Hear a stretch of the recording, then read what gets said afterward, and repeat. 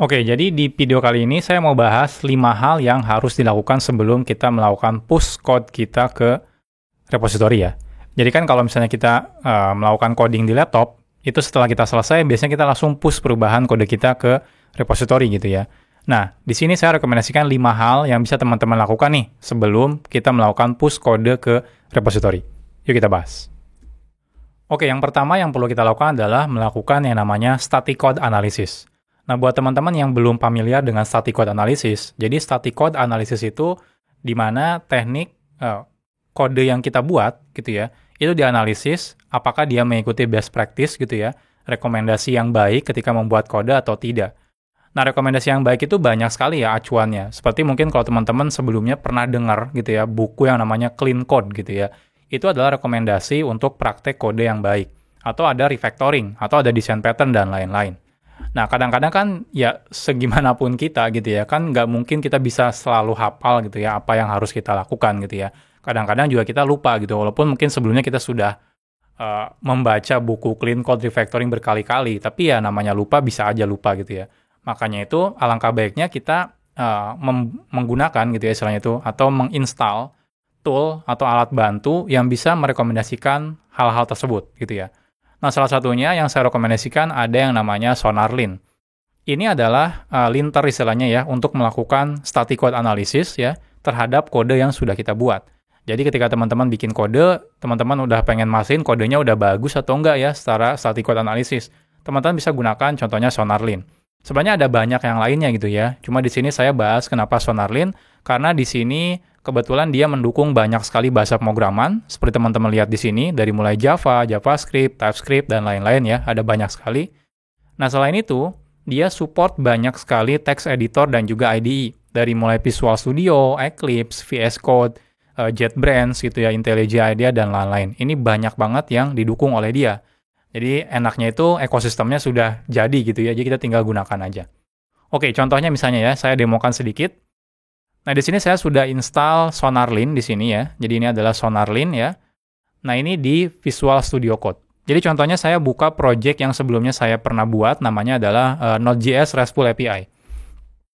Nah, di sini dia itu terintegrasi baik dengan VS Code. Jadi ketika nanti teman-teman buka kode program, nanti di bagian problems di sini ya, di bagian bawah ini, itu nanti ada rekomendasi kira-kira ada potensial masalah atau tidak. Ingat ya, static code analysis itu bukan mencari bug, tapi lebih ke mencari atau merekomendasikan hal-hal yang praktek yang baik gitu ya, atau best practice. Jadi kalau dibilang apakah kalau kita tidak mengikuti ini berarti nggak jalan aplikasinya, ya nggak juga, tetap jalan gitu ya. Cuma secara kode itu nggak terlalu baik gitu ya. Jadi kualitas kodenya kurang baik. Nah, saya sendiri rekomendasikan teman-teman sebisa mungkin ketika ada rekomendasi untuk melakukan static code analysis ini, itu teman-teman perbaiki secepatnya. Kenapa? Karena kalau tidak gitu ya, bayangkan teman-teman ke depannya gitu ya, ngelihat satu file, rekomendasi static code analisisnya ada ratusan. Itu kita udah malas gitu. Udah malas, ya udah bodo amat gitu ya. Ya udah kerjain aja gitu. Jadi nggak mikir lagi kualitas kode kita. Jadi itu yang jadi masalah. Kayak kita contoh buka satu file, misalnya kontak controller misalnya ya. Saya akan buka. Nah, di sini kalau diperhatikan, mungkin kodenya ini jalan seperti biasa dan nggak ada masalah. Tapi kalau teman-teman melihat, di problem di sini ada rekomendasi dari SonarLint di sini ya. Nah, di sini dibilang ada remove this unused import of logger. Jadi di sini hapus import yang tidak digunakan gitu ya di sini. Jadi ternyata saya di sini melakukan import yang namanya logger, tapi saya tidak pernah menggunakan di sini ya. Nah, jadi di sini SonarLint bisa memberitahu ini nggak pernah digunakan, ngapain diimport gitu ya. Nah, kalau teman-teman pengen tahu alasannya emang kenapa gitu ya, ya biarin aja kan, ya misalnya kayak gitu. Nah, kita bisa lihat di sini, di klik kanan, di sini ada open description ya. Nah, di sini rule-nya atau aturannya adalah unnecessary import should be removed.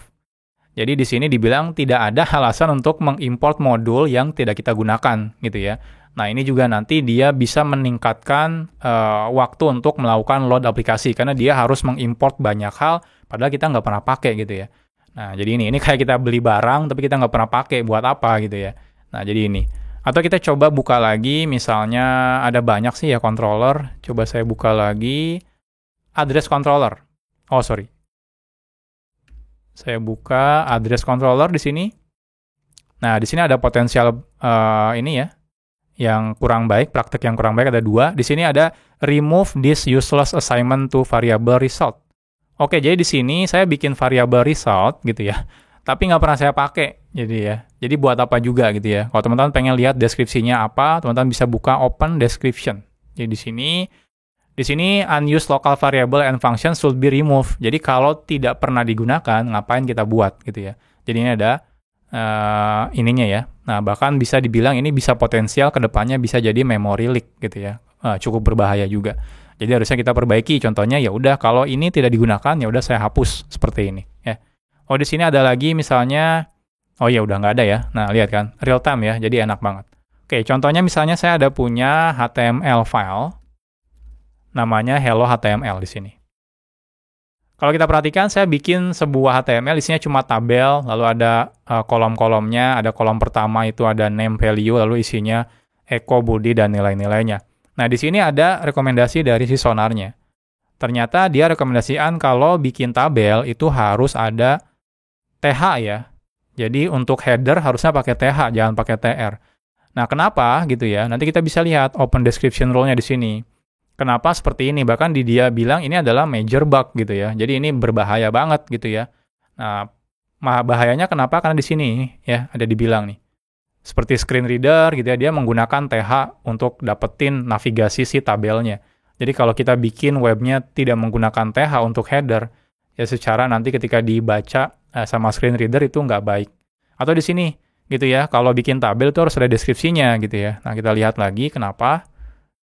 Nah, di sini harus punya, ini saya klik kanan, apakah sama ya? Kayaknya sama sih ya. Nah, ini nih, iya bener sih sama sih. Jadi harus ada si header tadi. Jadi dengan seperti ini gitu ya, kita bisa tahu sebelum kita push perubahan kode kita tahu masalah-masalah apa yang terjadi di kode kita. Jadi ini semacam asisten yang menasihati kita untuk selalu membuat kode kita agar lebih baik. Oke, yang kedua adalah sebelum kita push kerjaan kita, pastikan kita sudah mengikuti coding style yang standar ya, atau istilahnya itu yang disepakati di tempat kita kerja. Simpelnya seperti ini, kalau misalnya ada 2 atau multiple programmer gitu ya kerja, kalau mereka menggunakan coding style yang berbeda-beda, istilahnya itu format text editornya berbeda-beda. Ada misalnya yang ini pakai 2 spasi, ada yang ini pakai 4 spasi, ada yang pakai tab, dan lain-lain. Problemnya adalah ketika salah satunya melakukan format ulang si kode programnya, maka bisa jadi semua file berubah gitu ya. Nggak lucu kan ketika kita commit misalnya gitu ya, kita push, perubahannya itu ternyata perubahan dari 2 spasi menjadi 4 spasi. Padahal kode yang aslinya yang berubah mungkin cuma 10 baris, tapi karena dia format ulang semuanya gitu ya, jadi satu file berubah semua. Nanti sama developer lain di format lagi, berubah lagi. Nah itu jadinya aneh gitu ya. Mungkin teman-teman sering lihat gitu ya, ada orang yang melakukan pull request misalnya, tapi kelihatan tuh yang berubah semua file. Padahal perubahannya cuma dari 2 spasi jadi 4 spasi misalnya. Artinya itu tidak menggunakan standar ya, yang sama ya untuk semua developernya. Nah, salah satu yang direkomendasikan namanya adalah editor config. Jadi editor config ini semacam tool yang bisa kita gunakan gitu ya, yang kita bisa install di IDE atau text editor kita gitu ya, yang biar nanti coding style-nya itu standar untuk semua developer. Nah, jadi nanti kita cukup bikin sebuah file namanya .editor config, lalu kita definisikan di sini standarnya mau seperti apa. Contohnya kalau filenya itu JS atau Python, kita mau stylenya pakainya misalnya spasi gitu ya, dan dia pakainya 4 spasi misalnya. Atau misalnya kalau misalnya JS pakainya 2 spasi dan lain-lain. Jadi teman-teman tinggal tentukan aja sesuai dengan kesepakatan di tempat kerjanya. Nah teman-teman nggak usah khawatir gitu ya, karena dia didukung oleh banyak sekali text editor. Saya yakin sih teman-teman juga pasti menggunakan text editor salah satunya di sini. Jadi ini ada banyak banget ya text editor yang mendukung si editor config ya. Termasuk contohnya yang sering saya gunakan IntelliJ IDEA, atau yang banyak programmer web gunakan, contohnya di sini adalah Visual Studio Code. Oke, kita akan lihat contohnya ya, sederhana. Oke, di sini saya sudah install plugin editor config ya di Visual Studio Code. Oke, di sini saya membuat file yang namanya .editor config ya. Nah, di sini saya bilang kalau file JavaScript gitu ya, di sini itu indent size-nya itu 2 dan dia menggunakan spasi. Seperti itu. Lalu kalau yang HTML, dia indent size-nya adalah 4 dan dia menggunakan spasi juga. Nah, Sedangkan sebelumnya saya buat contohnya di address controller ini dia itu menggunakan 4 spasi, kalau teman-teman perhatikan. Jadi dari sini ke sini itu 4 spasi ya. Kita bisa hitung di sini 1, 2, 3, 4, lihat 4 spasi ya. Artinya dia tidak mengikuti si editor config-nya. Nah, dengan kita menambahkan editor config gitu ya, kita bisa dengan mudah untuk mengikuti contohnya tinggal format dokumen ya. Nah, lihat dia jadi 2 spasi semua. Jadi dia ngikutin standar dari si editor config-nya. Jadi kalau semua developer ngikutin standar editor config-nya itu lebih aman gitu ya. Jadi nggak ada beda-beda, ada yang 4, ada yang 3, ada yang 2, dan lain-lain. Nah, atau kalau kita ubah, contohnya oke, saya mau JavaScript-nya itu jadi 4 spasi, misalnya seperti ini. Nah, ini kita bisa ubah lagi. Saya tinggal format lagi. Nah, dia menggunakan 4 spasi, seperti itu. Nah, termasuk yang HTML-nya, contohnya ini kebetulan kayaknya udah 4 spasi, saya format. Lihat udah 4 spasi ya. Saya ubah, oke saya mau jadinya 2 spasi misalnya, seperti ini. Kita coba, format, nah dia jadi 2 spasi.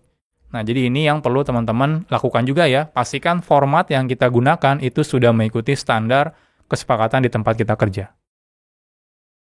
Oke, yang ketiga ya, itu pastikan unit test-nya berjalan dengan baik dan pastikan juga code coverage-nya sesuai ya dengan yang sudah disepakati. Oke, jadi saat kita bikin kode gitu ya, namanya kita bikin kode ya di sebuah project, bisa aja kode kita itu menyinggung kode yang lainnya. Jadi ketika teman-teman cuma bikin unit test untuk kode yang teman-teman buat, lalu teman-teman jalankan ternyata tidak ada masalah, nah itu perlu diperhatikan juga. Kenapa? Karena bisa aja kode yang kita tambahkan, walaupun unit testnya sukses, bisa aja dia merusak kode yang lainnya. Artinya teman-teman tidak hanya perlu menjalankan unit test yang kita buat, tapi harus juga menjalankan unit test kode yang sebelumnya atau yang lainnya. Ya. Jadi kalau teman-teman nambahin fitur A gitu ya bukan berarti fitur A-nya dites aja udah selesai. Bisa aja ternyata dia merusak karena kodenya sharing dengan fitur B, fitur C, dan lain-lain. Oleh karena itu, sesering mungkin sebelum teman-teman push gitu ya, jangan sampai udah di-push ternyata, unit testnya gagal gitu ya, ada yang gagal. Nah, sebelum kita push gitu ya, justru kita jalankan dulu di lokal. Oke, contohnya di project yang saya buat ini banyak banget ya unit testnya yang gagal, gitu ya. Jadi kalau kita lihat di sini, oke, saya coba perbesar ya. Oke, di sini saya akan gunakan npx.js ya. Jadi ini kalau kita lihat dia akan menjalankan unit test gitu ya, dan bakal banyak unit test yang gagal di sini contohnya ya. Nah, di sini ada 30 bahkan ya, 30 yang gagal. Artinya apa? Artinya kode yang kita bikin gitu ya. Kalau kita jalankan satu-satu mungkin dianggapnya sukses ya, nggak ada masalah. Tapi pas kita jalankan semuanya gitu ya, ternyata banyak yang gagal. Nah, jadi teman-teman harus pastikan maintain unit test dengan baik gitu ya. Kenapa? Karena kalau kita udah nggak peduli gitu ya, biarinlah gagal gitu ya, biarin aja gitu ya. Nanti lama-lama kita nggak akan peduli gitu ya dengan unit test lagi. Nah, selain itu, kalau teman-teman udah mastiin semua unit testnya nggak ada yang gagal, pastiin code coverage-nya itu baik gitu ya. Definisi baik memang subjektif ya, tergantung perusahaan gitu ya. Di tempat saya kerja misalnya, code coverage-nya itu ada minimal 85% gitu ya. Jadi kalau kita bikin kode program 100 baris misalnya, berarti 85 baris itu harus tercover oleh unit test-nya. Nah, tidak semua perusahaan memang targetnya setinggi itu gitu ya. Ada beberapa perusahaan yang misalnya cuma targetnya 50% gitu ya misalnya, atau bahkan di bawah 50%. Yang penting ngikutin dari target si perusahaannya. Nah, jadi teman-teman juga bisa ya, hampir semua unit testing tool itu semuanya ada cara mendeteksi code coverage-nya. Contohnya kalau menggunakan Jest misalnya, tinggal teman-teman tambahkan coverage gitu ya. Nanti dia akan melakukan code coverage ya, setelah melakukan unit test, melakukan code coverage juga. Nah, di sini contohnya bisa kita lihat ya, ini kode program kita gitu ya. Nah, di sini ada code coverage-nya gitu ya, ada yang sudah 100% artinya sudah tercover gitu ya. Secara statement tapi tidak tercover contohnya ya. Bahkan ada yang misalnya di sini masih di bawah 70% ya, dan 61 dan lain-lain. Dan ini dikasih tahu baris mana yang tidak tercover, seperti itu. Nah, jadi pastikan juga ya, teman-teman selalu maintain ini. Jadi jangan sampai yang penting unit test kalian jalan gitu ya, di-push, ternyata unit test orang lain error ya, gara-gara kode kita, terus nyuruh orang lain untuk memperbaikinya. Bukan seperti itu gitu ya. Jadi kita pastikan, sebelum kita push, pastikan semua unit testnya oke, dan code coverage-nya termaintain dengan baik. Oke, kita bahas yang keempat ya. Nah, yang keempat itu adalah amend commit ya. Nah, ini mungkin hal yang sebenarnya kejadian-kejadian yang sering banget ya programmer rasain. Pernah nggak kita misalnya commit ya, udah commit kode kita, terus kita kelupaan gitu ya, ada beberapa file yang belum ke commit gitu ya. Itu pasti sering banget gitu ya. Nah, apa yang dilakukan? Biasanya kita akan bikin commit baru ya, dan biasanya message-nya tuh lucu-lucu gitu ya. Ada yang lupa nambah file ini gitu ya, atau misalnya lupa memperbaiki unit test yang gagal dan lain-lain. Jadi hal-hal seperti itu harusnya jangan dibikin commit yang baru. Amend itu istilahnya itu dia itu mengubah commit yang sebelumnya. Jadi kalau kita udah terlanjur commit, kita lupa ternyata beberapa hal belum kita tambahkan atau bahkan kelupaan gitu ya kita tambahkan, itu kita harusnya di-merge dengan si commit sebelumnya atau istilah itu amend ya. Jadi amend si commit yang baru dengan commit yang sebelumnya. Misal ya. Jadi misalnya di sini kita akan lihat, jadi di sini kan saya tadi sudah menambahkan beberapa kode ya. Jadi kalau kita buka misalnya, di sini misalnya saya buka git status gitu ya. Nah di sini saya menambahkan atau mengubah 3 file ya. Ada address controller, ada editor config, ada hello HTML. Misal saja saya menambah git add gitu ya, yang editor config misalnya, lalu hello HTML. Kita cek statusnya, yang 2 ini sudah masuk ke stage ya. Jadi kita bisa commit. Ketika kita commit misalnya git commit misalnya, message-nya misalnya add editor config and fix by SonarLint misalnya ya. Pas kita git status gitu ya, kelupaan ternyata ya, ada satu file yang kelewat gitu ya. Nah, apa yang biasa dilakuin? Nah, saya nggak rekomendasikan teman-teman misalnya bikin commit baru, terus tiba-tiba isinya itu kelupaan nambah file gitu ya. Karena itu ya lucu banget ya nanti historical si gitnya gitu ya. Jadi jangan seperti itu. Kalau kita ada hal-hal seperti ini, baiknya itu adalah ketika kita bikin commit, baiknya itu ketika kita bikin commit memang commit yang sudah benar gitu ya. Ya memang kita harus incremental commit ya. Jadi setiap kita melakukan perubahan, kita commit. Setiap melakukan perubahan, commit. Tapi ya jangan sampai ketika orang check out ke commit yang kita, ketika jalankan, error gitu ya. Karena ternyata masih belum lengkap si commitnya. Jadi bagusnya itu commitnya itu dilakukan itu ketika sudah lengkap. Nah cuma kan kalau perubahan filenya banyak, ya masa kita harus tunggu semua file berubah, baru kita commit gitu ya. Nah kita bisa incremental commit, tapi setiap kita commit, kita amend gitu ya. Jadi gabung sama commit sebelumnya, nanti gabung lagi. Jadi seakan-akan kita commit tapi bertahap, kayak gitu. Jadi kita bisa lakukan amend commit ini. Jadi misalnya kita sudah perbaiki misalnya ya udah kita bisa add lagi nih, git add misalnya ya, src controller, address controller gitu ya. Nah, lalu kita bisa git commit lagi gitu ya. Tapi kita tambahkan amend di sini ya. Jadi perintahnya, kalau teman-teman perhatikan, amend itu, ini sebenarnya sudah pernah saya bahas ya, atau pernah saya diskusikan di kelas Git dasar kalau nggak salah ya. Nah, jadi teman-teman bisa lihat di sana. Jadi cukup tinggal tambahkan parameter amend seperti ini. Jadi nanti dia akan menggabungkan commit yang sekarang ini dengan commit yang terakhir sebelumnya. Jadi teman-teman tinggal tambahkan amend ini gitu ya, sebelum teman-teman menambahkan message-nya. Jadi di sini misalnya, itu kita bisa tambahkan amend ya. Seperti ini. Ini benar nggak ya? M-nya, oh ya benar ya. Enter, nah lihat. Dia langsung digabung dengan kode yang commit sebelumnya gitu ya. Kalau kita pengen lihat, kita bisa git log gitu ya. Nah kita lihat, commitnya cuma satu ya. Jadi add editor config to fix and fix by SonarLint. Kalau misalnya ternyata masih ada nih yang kelupaan gitu ya. Kita cek lagi misalnya di sini apakah masih ada problem. Nah ini ada problem nih. Ini harusnya dihapus nih karena nggak dipakai kata sonarnya. Ya udah kita hapus gitu ya. Nah kita bisa amend commit lagi gitu ya. Jadi dibanding kita bikin commit lagi gitu. Bayangkan nanti commitnya banyak banget gitu ya. Lebih baik kita perbaiki semuanya. Ya udah kalau misalnya ada yang kelupaan, kita commit di amend lagi seperti itu. Jadi ini kita bisa git add lagi gitu ya. Lalu kita commit lagi menggunakan amend. Nah, seperti itu. Nah, kalau gini nanti kelihatannya cuma dikit dong kerjaan kita. Karena commitnya dikit ya, cuma satu. Ya, emang dari mana gitu ya? Persepsi kalau banyak commit kerjanya banyak. Nggak ada hubungannya gitu ya.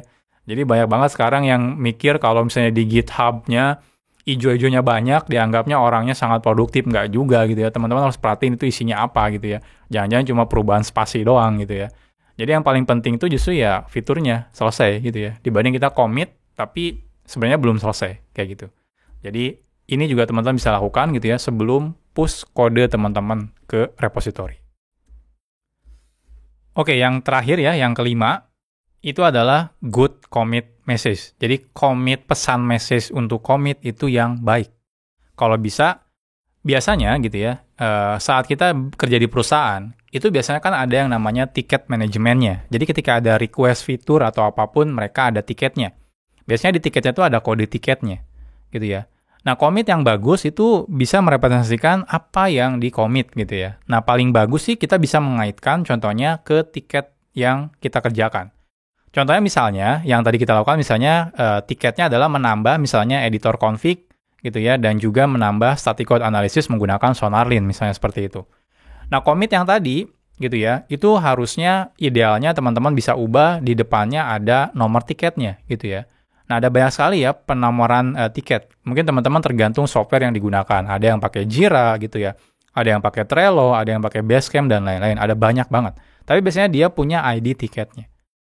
Nah, jadi bagusnya saat kita bikin commit message, itu di sana ada deskripsi ini tiket nomor berapa gitu ya. Lalu deskripsinya apa. Nah, apakah dia fitur, apakah dia bug gitu ya, misalnya fixing bug maksudnya, atau yang lainnya, itu teman-teman harusnya deskripsikan di commit message-nya dengan baik. Jadi jangan sampai asal-asalan ya bikin commit message misalnya commit kerjaan hari ini gitu ya, atau commit sebelum makan siang, itu nggak ngerepresentasiin ininya, kodenya. Jadi nanti ketika kita lihat historinya, ketika kita git blame gitu ya, ini perubahan kode ini, kenapa ada kode ini gitu ya. Nah, kalau kodenya ngasal commitnya gitu ya, nanti kita bingung gitu ya, ini kok tiba-tiba ada kode isinya commitnya adalah commit kerjaan hari ini. Ya apa gitu ya, kerjanya tuh apa gitu ya. Menambah fitur apa gitu. Nah, kalau kita misalnya bisa ketika commit, oke, ini tiketnya nomor sekian, ini adalah bug fix atau ini adalah fitur gitu ya. Dan deskripsi fiturnya adalah ini. Gitu ya, seperti itu. Nah, itu lebih bagus. Kenapa? Jadi ketika kita nanti git blame, kita lihat ini kode ini kok tiba-tiba ada gitu ya. Kapan kode ini ada dan kenapa ada gitu ya. Kita bisa lihat, oh ternyata kode ini di request ketika ada fitur ini. Detail fiturnya kita bisa lihat di nomor tiketnya. Seperti itu. Jadi itu commit yang bagus.